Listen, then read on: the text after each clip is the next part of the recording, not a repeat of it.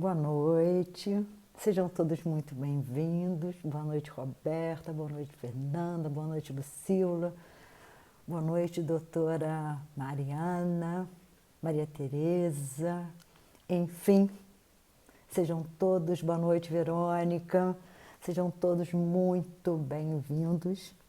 Eu só vou dar um tempinho um pouco maior para que as pessoas sejam informadas que a nossa live hoje vai ser uma live um pouco maior, né?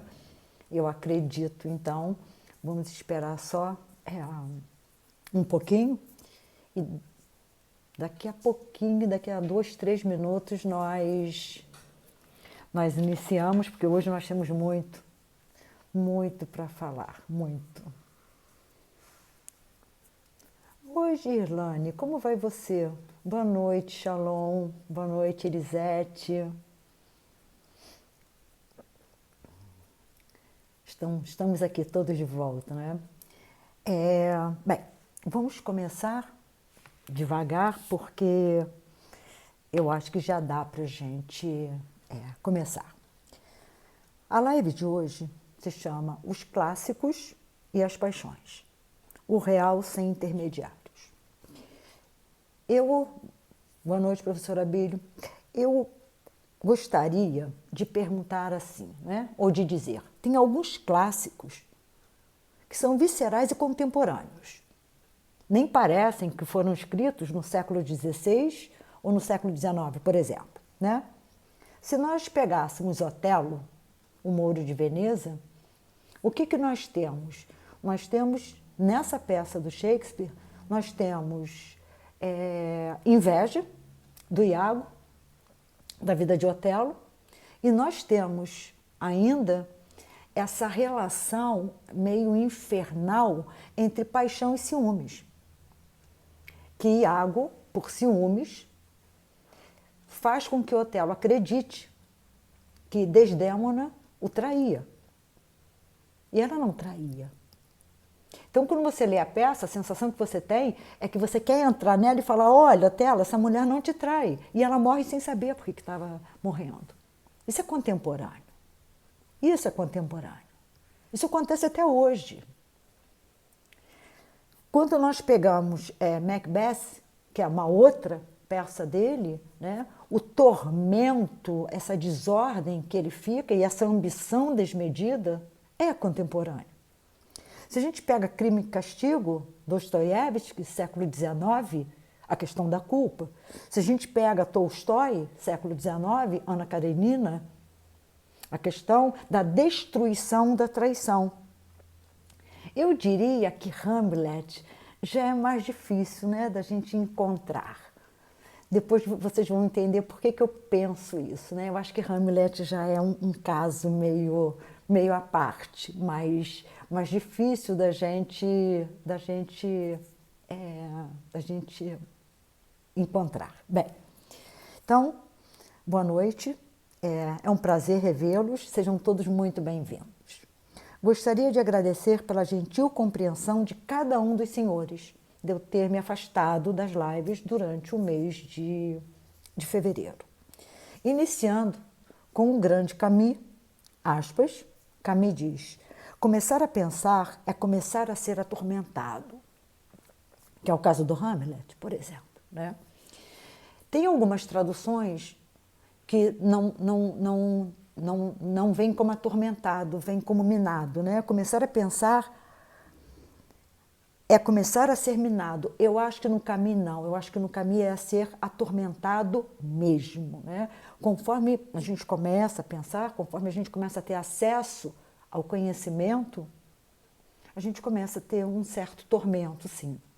Mas como diz Isaac Asimov, se o conhecimento pode nos trazer problemas, não é através da ignorância que nós vamos resolver. Bem, essa fala do Camus é no Mito de Sísifo, 2019. Eu não sei a página por quê, porque eu tenho algumas obras do Camus em recurso eletrônico e aí não tem página, né? Bem, eu fiz meio um período sabático. termo de origem hebraica que significa repouso, parar. Mas até onde pude entender, é um repouso para reflexão, para que você aproveite, para você refletir. Refletir sobre a sua vida pessoal e profissional. E disse meio sabático, porque o período sabático, por tudo que eu pude ler, em geral, ele varia de 2 meses a 1 ano. Mas quem é que hoje pode, por mais que precise, fazer um período sabático tão longo? A gente não tem como parar a vida, né? Parar de trabalhar para poder fazer um período sabático. Né? Seria bom, seria, eu gostaria muito, gostaria, mas a gente não tem como fazer isso parando, né? Bem, eu precisaria e gostaria muito, mas a sobrevivência é um fato e é bom que seja, pelo menos para mim. Por que é bom que seja? Eu digo isso porque eu tenho um quê de autista. Exatamente isso. Se deixar, eu fico comigo lendo, refletindo, escrevendo, dias após dias. Imersa em meu mundo sem o menor problema. Muito pelo contrário. Eu diria que é uma tendência minha, natural. É a minha natureza. Né? Então, para mim, eu fico imersa nas minhas leituras, nos meus pensamentos. Essa é uma das minhas paixões. Ler é uma das minhas paixões. E eu acho que nós precisamos conhecer para além da nossa especificidade. Eu sou psicanalista. Então eu não procuro ler só a psicanálise, eu procuro ler filosofia, eu procuro ler literatura estrangeira, eu procuro abrir os meus horizontes por mim, pela minha existência e pelos meus pacientes. E quando eu digo essa é uma das minhas paixões, eu acredito, senhores, que todo autor, seja ele o autor que for, eu estou falando de um Beethoven, eu estou falando de um Leonardo da Vinci, eu estou falando de um Freud, eu estou falando de um Nietzsche. Eu acredito que a gente não pode desvincular a vida pessoal de um autor da obra dele. Alguma relação com a obra, a vida pessoal desse autor tem que ter. Porque o que ele faz são as lentes através das quais ele se posiciona no mundo, ele enxerga o mundo. Mas, na segunda-feira passada, dia 22, eu assisti uma aula magna extremamente interessante pela Universidade Federal de Alagoas, pelo programa de pós-graduação em filosofia, com uma filósofa que eu não a conhecia, da USP, chamada Scarlett Marton. Depois eu fui procurar, ela tem vários livros publicados e a aula magna foi Nietzsche e as Mulheres.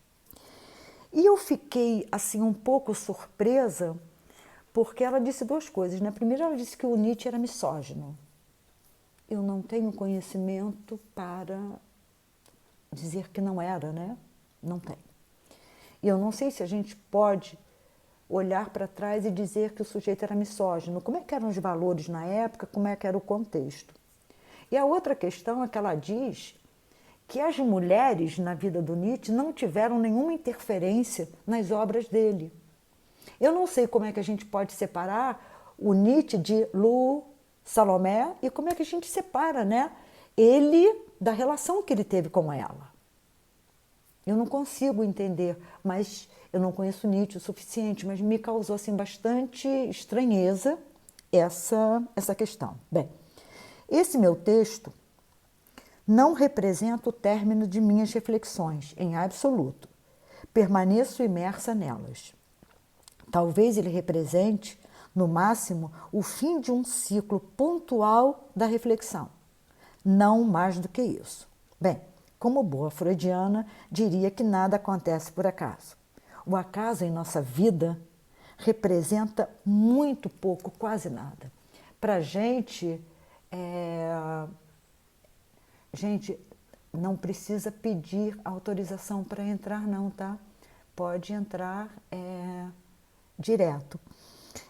O acaso em nossa vida representa muito pouco. Então nós, freudianos, raramente nós acreditamos em coincidência, né? Porque a gente acha que coincidência não existe. Não é que não exista, mas representa muito pouco da vida da gente, né? Boa noite. Eu tenho um amigo que se chama Shalom Somodji. Bem, eu acho que é assim que se pronuncia o nome dele. Judeu, que mora em São Paulo e que é casado com Bernadette Somodji, uma senhora muito culta e dona de uma elegância ímpar. Ela é um espetáculo, ela é toda... Ela é elegante, assim, é altaneira e elegante ao mesmo tempo, né? Bem, somos amigos, mas acreditem, nesses anos todos, talvez 8 ou 9 anos, só nos encontramos 3 vezes, que foram as vezes que eu voei para São Paulo para participar de congresso, simpósio, proferir palestras, enfim, né? E que foi possível que a gente se encontrasse, porque eu voei muito mais do que isso, mas nessas 3 vezes é que foi possível nós nos encontrarmos. Mas nos falamos todos os dias, ou quase todos os dias. Shalom é um senhor inteligente, culto, espirituoso, sensível, enfim, um ser humano brilhante. Eu acho Shalom um ser humano assim, brilhante. Bem, ele me enviou um filme do jornalista e escritor Patrick Santos, intitulado Pausa, o Intervalo do Mundo. Foi o primeiro documentário da Panflix e estreou oficialmente no dia 5 de fevereiro de 2021. Né? E é interessante porque ele fez esse filme em 2018. Em 2018. E agora foi que ele lançou. Né? Que filme é esse? Me ajudou muito em minhas reflexões. Aí vocês podem me perguntar, mas como ajudou? É como se eu estivesse numa reflexão mais intimista, eu comigo, né? Eu comigo e as minhas leituras, eu e as minhas escrituras. E é como se a partir desse filme eu tivesse feito uma passagem na hora certa para uma reflexão entre mim e o coletivo, com tudo aquilo que está fora de mim, mas que de alguma forma eu participo, ativa ou ok, eu aceito. De alguma forma, o que está fora de mim, que eu participo, ativo ou passivamente. Então, aquilo que está fora, mas que de alguma forma me compõe. Publicamente agradeço muito a você, Shalom, meu querido amigo. Muito obrigado mesmo, né? Por tudo, inclusive pelo filme. O filme tem aproximadamente 45 minutos e eu digo que ele problematiza o tempo, o uso do tempo. Bem, quando eu digo que o filme problematiza o tempo e o uso do tempo, eu estou falando da própria vida, da própria existência. Né? É disso que eu estou falando. Bem, e ele é composto por vários depoimentos muito interessantes, inclusive depoimentos do próprio autor, do Patrick Santos. Né? E ele tem, o filme, vários pontos altos. Eu vou destacar apenas alguns que me chamaram a atenção para o meu texto, tá? Mas ele tem vários pontos altos. Então, eu sugiro que, podendo, não esqueçam, o nome do filme é Pausa, o Intervalo do Mundo, do Patrick Santos. 45 minutos e 12 segundos. Qualquer coisa mais ou menos por aí. Bem, não sou não, Bernadette, você é de fato culta e muito elegante, muito elegante. Bem, o Patrick Santos, aspas, fala dele. Me sentia como um hamster correndo, feito um louco dentro de uma roda. Fechem aspas. Fechem aspas. Eu digo, percebam que metáfora perfeita. É um tipo de movimento que o sujeito não sai do lugar, não chega a lugar nenhum. Imaginem uma gaiola. Eu acredito que todos vocês já tenham visto. Dentro da gaiola tem aquela roda, que o hamster fica correndo ali, a roda entra em movimento, mas ele não sai do lugar. Ele se movimenta, mas ele, o hamster, não sai do lugar. Vejam que metáfora perfeita, né? Aí eu pergunto, ele só se cansa, o hamster, ele não sai do lugar. Ele está em movimento, mas ele não sai do lugar, ele só se cansa. A minha pergunta é, quantas vezes nós fazemos isso? Teimando em insistir em algo que, pelo motivo que tenha sido, acabou. Nós insistimos, nós estamos vendo que nós estamos nos cansando. A vida está passando, E a gente ali insistindo e sem sair do lugar, Então, essa é uma reflexão que o filme traz, belíssima. E aí ele diz, né? Aspas, é preciso parar. Aspas. Fechem aspas. Aí digo eu, parar não para cessar o movimento, mas, abram aspas, para abrir espaço para algo novo nascer. Fechem aspas.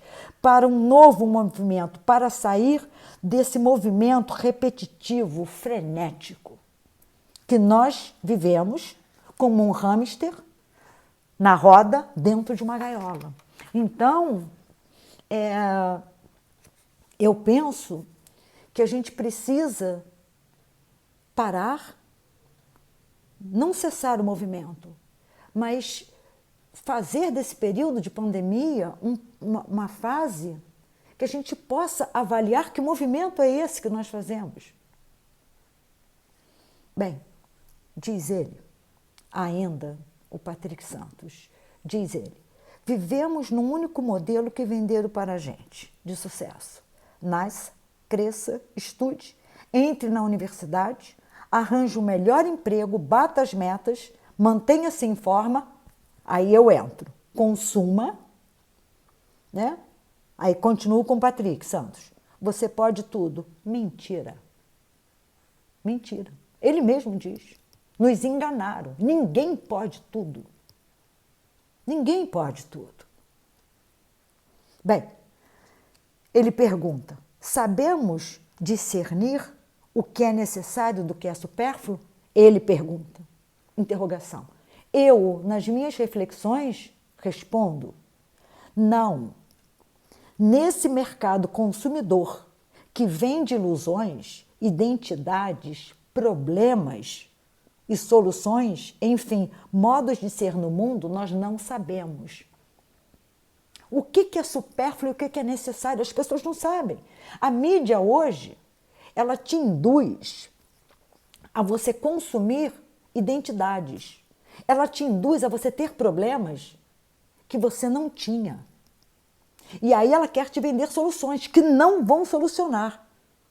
Vão te levar para mais problemas, que você vai consumir mais, achando que assim você vai solucionar. Então, é uma questão bastante delicada, né? Bem, aí tem uma outra pergunta. Por que acelerar tanto a vida?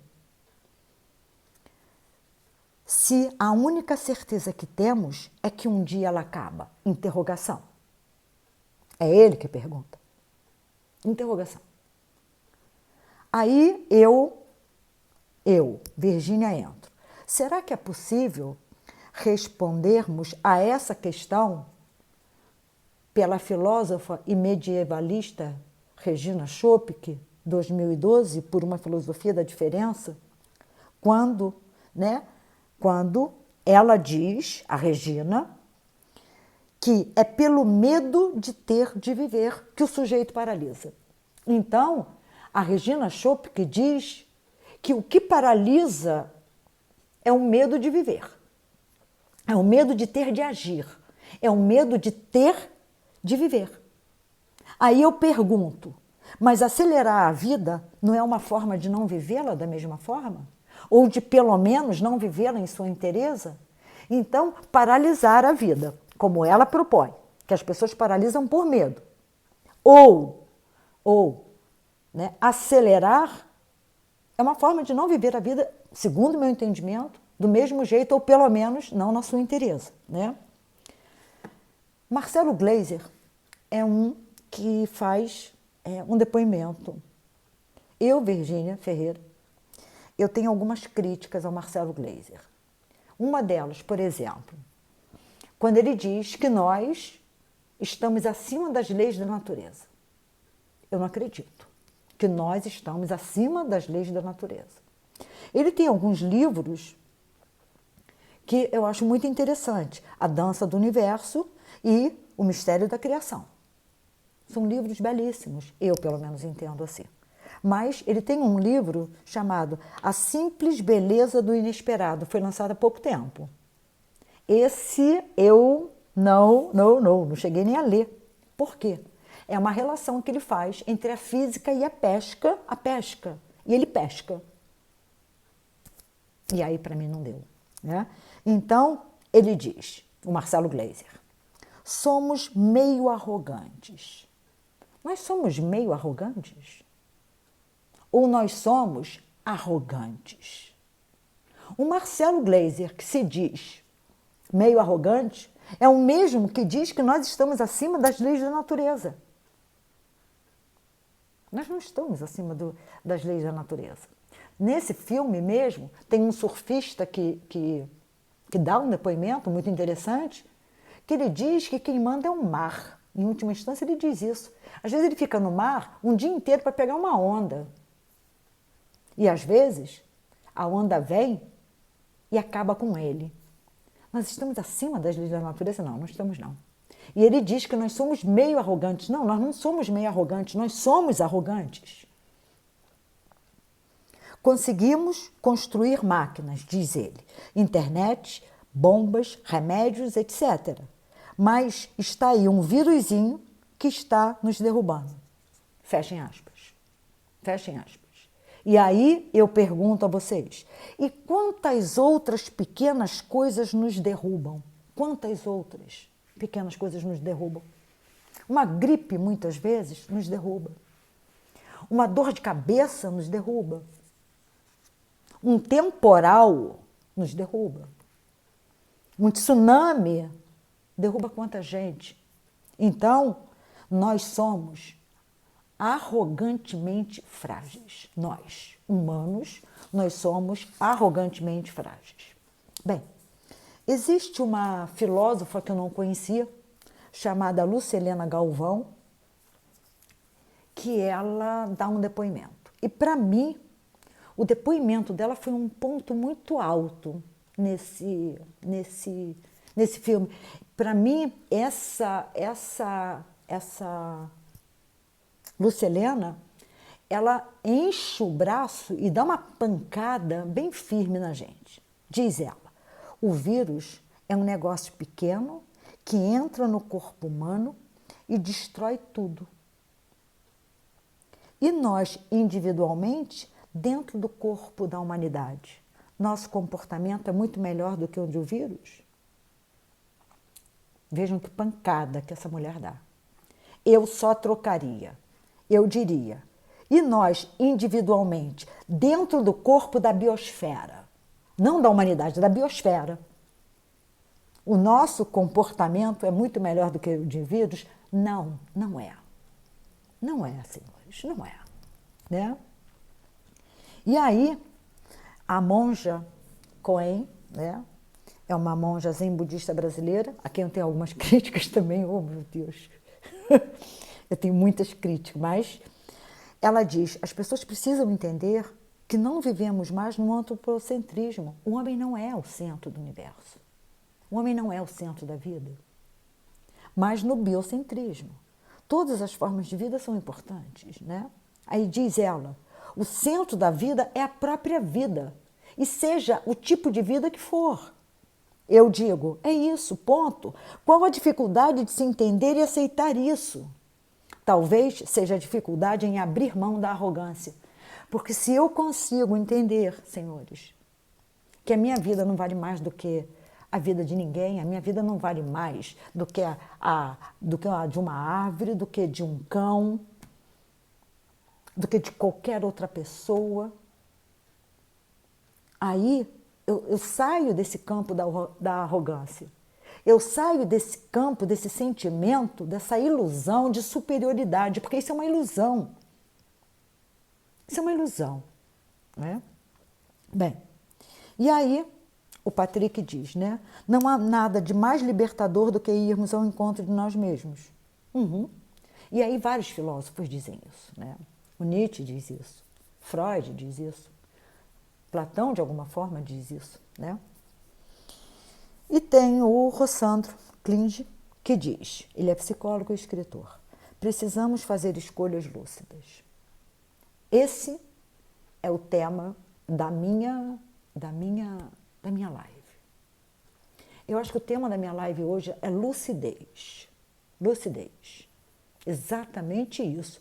Quando eu digo, né, o tema, os clássicos e as paixões, o real sem intermediários é a lucidez. É exatamente a lucidez. Bem, talvez esse seja resultante de todos os demais pontos que ressaltei. A lucidez, senhores, isso sou eu que estou dizendo. A lucidez pode até não ser tudo, mas ela é fundamental. Ter consciência é uma coisa, ter lucidez é outra. Bem, imaginem minha situação. Durante esse período que estou me dedicando intensamente à reflexão sobre minha vida no todo, recebo esse filme. Foi ótimo. Foi, eu diria, no momento certo. É interessante que cada um tem a sua forma de reflexão. A minha é lendo e escrevendo. E às vezes assistindo filmes, embora raramente assista. É interessante porque eu aprecio muito leitura, muito. E aprecio muito documentários também. Mas filme eu não aprecio muito, série eu não aprecio muito, né? Eu prefiro sempre livros a filmes. Agora, é óbvio que não é qualquer leitura ou qualquer filme ou roteiro. Por mais que o texto seja bom, são aquelas leituras que acabam conduzindo você a você mesmo. Então, na realidade, são releituras. São releituras. Bem, falarei sobre isso um pouco mais adiante. Apesar de estar num período sabático, consegui dar um bom embalo à minha tese, escrever e submeter um trabalho no congresso, escrever e submeter um novo artigo e há um outro texto que estou em fase de leitura para ter condições, para eu ter condições de escrevê-lo. Quanto ao capítulo do livro, que eu falei na live passada, eu não consegui. Quando dei por mim, o prazo já havia expirado. O prazo foi estendido, mesmo assim não consegui. Faz parte, né? Vida que segue. Não vou me chicotear por isso. Será que esse capítulo desse livro era tão importante para mim nesse momento? Não, não era. Me valendo da metáfora que utilizei no dia 27 de janeiro, fiz os procedimentos de aterrissagem, aterrissei, taxiei na pista, estacionei e estou finalizando o desembarque com Shakespeare, Hamlet, Otelo, O Moro de Veneza e Macbeth, com Camus, O Mito de Sísifo e O Homem Revoltado, com Chopin, Alegria, A Verdadeira Resistência e Matéria e Movimento, A Ilusão do Tempo e o Eterno Retorno. Esse ainda estou lendo e Dostoiévski, Crime e Castigo, em função do tema da culpa. Misericórdia. Vocês estão pensando, não foi fácil, nem está sendo fácil, mas é necessário. Percebam, a sensação é de que estou reavendo paulatinamente, à custa de muita determinação, as rédeas de minha vida em minhas mãos. E isso é uma das melhores sensações que já vivi.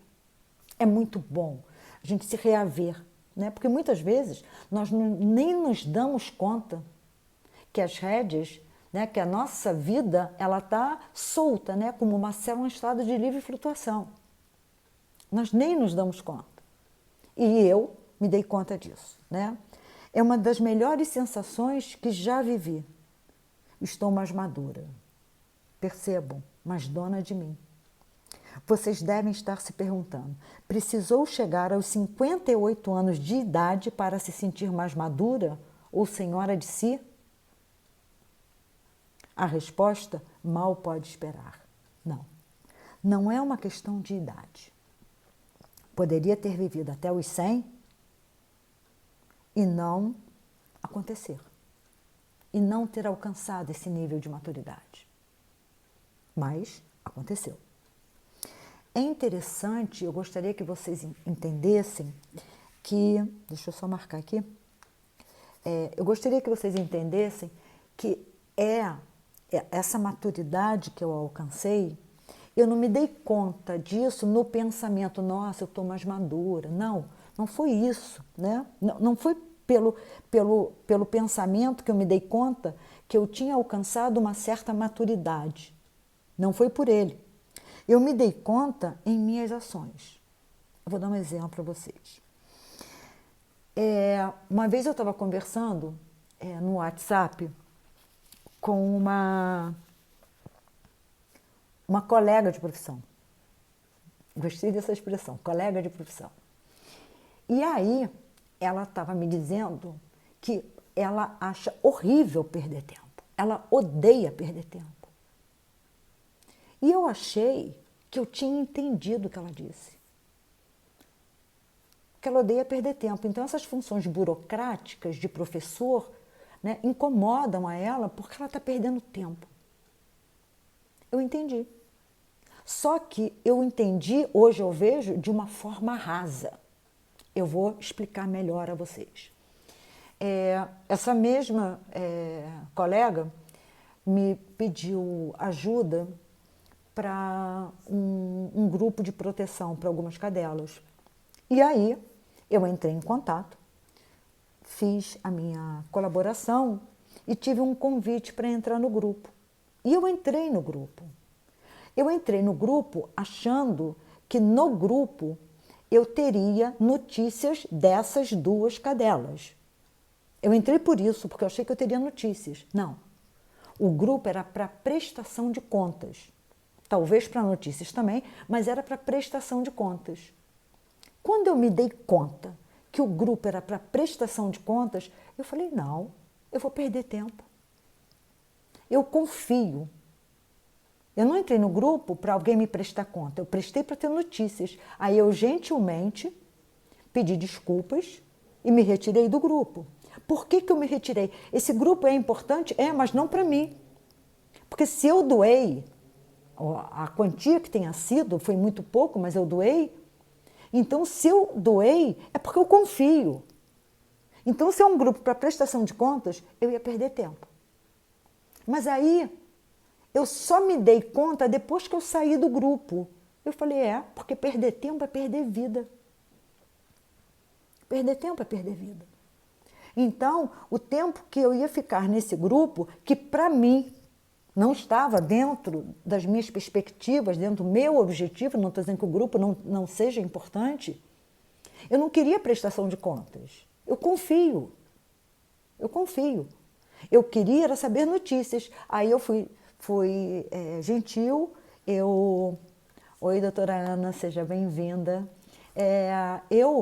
Quando eu doei porque eu confio. Então, eu queria saber a notícia. Como era grupo das cadelas grávidas, eu acho que qualquer coisa assim, eu entrei. Quando eu vi que não era, o objetivo era a prestação de contas, eu pedi licença, gentilmente saí. Aí que eu me dei conta, né? O quanto, nesse detalhe mínimo, eu amadureci. Porque não é o meu objetivo. Então, se não é o meu objetivo, eu ficar ali, eu vou perder tempo. E eu não vou contribuir com o grupo, porque eu não tenho interesse nisso.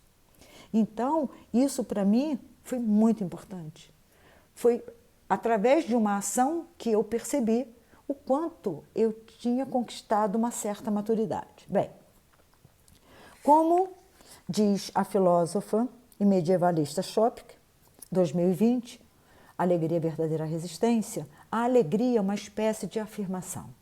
É um grande sim que se dá à existência. A alegria é algo que se apresenta como inseparável da potência de vida. No fundo, confunde-se com ela. Fechem aspas. A potência de vida, sou eu que estou dizendo, segundo o meu entendimento, é, dentre outras coisas, a força para dizer não sem perder o movimento, sem perder o querer viver, sem perder o poder de ação, sem perder o encanto e a sensibilidade, sem perder a alegria. Então, a alegria, na realidade, é essa capacidade, segundo o meu entendimento, de você continuar apaixonada pela vida, dizendo não quando você tem que dizer não e dizendo sim quando você tem que dizer sim. Como eu disse, não a esse grupo. Né? Não é pelo grupo. As pessoas que gostam de ter um acerto de contas, ótimo, mas para mim não. Então, eu me retirei. Eu problematizo tudo. É provável que eu tenha mais horas de reflexão do que pássaros de voo, surfista de praia, Elton John de piano e assim por diante. Como disse uma vez um aluno, estou apenas repetindo, eu acho que inclusive eu já disse isso a vocês, professora, desculpa, eu adoro a senhora, mas morar com a senhora deve ser insuportável. A senhora quer saber o porquê de tudo. É fato. Né? Imagina o que ele diria hoje. Durante esse período sabático, que se iniciou talvez em dezembro ou antes de dezembro, e que não está nem perto de terminar, também não tenho pressa, é óbvio que eu tive que dizer alguns nãos. É óbvio que eu tive que dizer alguns nãos. Mas, apesar da dor, faz parte. Dizer não faz parte da vida. Refletir sobre muita coisa. De quando em quando, refletir faz bem. Sabiam disso, senhores? Problematizar a existência faz bem. Faz muito bem. Aspas. Nascemos originais e lutamos para permanecer originais ou morremos plágio. Lembrando que a cópia é sempre inferior. Eu quero ter uma vida igual aos outros? Interrogação. Isso é da jornalista e escritora Leila Ferreira, que está no filme. Né? Então, eu quero ser mais uma no rebanho, como diria Nietzsche? Ou me tornar um rinoceronte, como diria Ionesco? Eu não. Eu, Virgínia, não. Eu não quero ser nem mais um no rebanho, nem me tornar um rinoceronte. Eu quero e luto para ser, aspas, o esteta da minha vida, da minha própria vida. Nietzsche, em Chopin, 2020.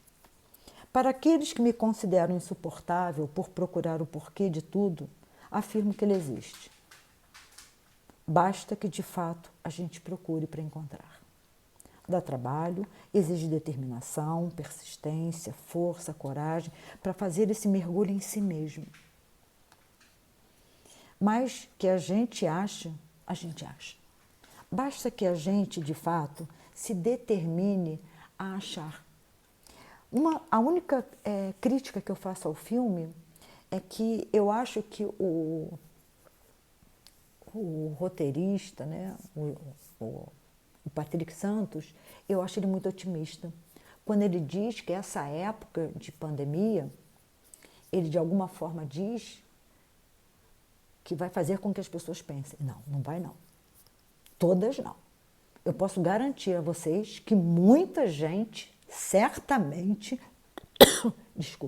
muita gente vai pensar. Outras não. Outras vão continuar do mesmo jeito. Nós vamos falar mais sobre isso quando nós chegarmos nos clássicos, né? Bem, e depois que a gente encontra, dá um alívio, um sentimento de fechamento no sentido que a Gestalt propõe, no sentido de entendimento, do entendimento que faltava, uma espécie de fechamento de um todo. E com esse fechamento, a gente muda. Nosso posicionamento no mundo muda, nossas ações mudam, entendem? Nós mudamos. Eu, Virgínia Ferreira, tenho muita dificuldade em lidar com situações em aberto. Ou seja, sem um entendimento do porquê. É como se a falta de entendimento abrisse um buraco e o entendimento fechasse esse buraco. Psicanalista não lida bem com buracos, apesar de viver deles. É isso mesmo. Eu não lido bem com buracos, mas eu vivo de buracos. Que coisa mais horrorosa, né? Dirão vocês. né? Como assim dizer que psicanalista vive de buracos? Mas é fato. Esses dias eu li, não me lembro onde, eu tenho lido muito, mas a frase não é minha, aspas. Lutamos para saber a verdade, mas não lidamos bem com ela. Isso é um fato. Então, quando eu digo nós psicanalistas não lidamos bem com buracos, mas vivemos dos buracos, isso é horroroso, mas é uma verdade. Bem, eu fiz análise durante 18 anos. Não fiz por fazer nem de brincadeira. Costumo dizer que cada espaço tem a sua função. E o espaço psicanalítico não é lugar para brincadeira. No setting psicanalítico, ou no campo transferencial, o que é o objeto de interesse e investigação é a vida, através do inconsciente. Mas é a vida, né? É a vida do cidadão que está ali diante de mim, que é objeto de investigação, que é objeto de interesse. Bem, eu tinha buracos que precisavam ser vistos. E através de uma ressignificação ou reconstrução, ou talvez até uma transmutação, como diria Nietzsche, esses buracos precisavam ser fechados, minimamente, né? Bem, em outras palavras, é como se fosse um grande quebra-cabeça no qual as peças ou estão mal encaixadas, porque estão fora de seus lugares, ou estão embaralhadas em cima da mesa, fora do jogo. E dessa forma, o quebra-cabeça não compõe nenhuma imagem, além de ficar com buracos. Ao encontrar os porquês, é como se eles fossem as peças que estavam fora de seus respectivos lugares ou embaralhadas sobre a mesa.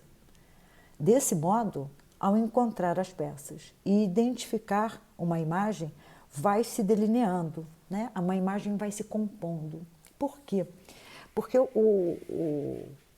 quando um paciente chega, no caso eu estou falando de mim, né? Quando nós temos esse mal-estar, o que nós precisamos? Nós precisamos fazer esse mergulho. Então, quando um paciente chega, por exemplo, ele tem buracos. Tem buracos? Tem. Mas não tem nada que a gente vai colocar fora, nem nada novo que vai entrar. O que nós procuramos são as peças que estão fora de seus lugares, portanto, não estão encaixadas como devem estar, e algumas que estão fora. Ah, muito obrigada, Verônica, muito obrigada. Muito obrigada. Obrigado, Marcelo. Então, é isso que nós fazemos. E eu queria que vocês prestassem toda atenção no que eu vou dizer agora. Então, uma imagem vai se delinear. Ou seja, esse eu acho que é o ponto alto da minha fala. Você se vê restituindo, né? Nós, quando estamos nessa procura, nesse mergulho interno, você se vê restituindo a você mesmo a lucidez que você não sabia que havia perdido. Olha que coisa. Nós perdemos a lucidez e não nos damos conta que havíamos perdido. Muitas vezes você está tão entorpecido, tão extasiado, tão encantado com a situação, que nem toma conhecimento, ou seja, nem percebe que a lucidez vai, ou foi, se distanciando até sumir no horizonte da realidade. Isso eu acho que é o ponto alto da minha reflexão, né? Nós vamos falar sobre alguns clássicos, mas eu acho que o ponto alto ele está aí, né? Muitas vezes a pessoa está tão extasiada, tão entorpecida, que a lucidez ela vai se distanciando devagar, mas ela vai se distanciando até se perder no horizonte da realidade, lá no fundo. E a gente precisa resgatá-la. E aí, obviamente, né, Camus, 2019, o mito de Sísifo, ele diz, aspas, o verme se acha no coração do homem. É ali que é preciso procurá-lo. É preciso seguir e compreender esse jogo mortal que arrasta a lucidez em face à existência, à evasão para fora da luz. Que lindo, né? mas é preciso voltar a ser, é preciso restituí-la. Trazer a lucidez à luz. É isso.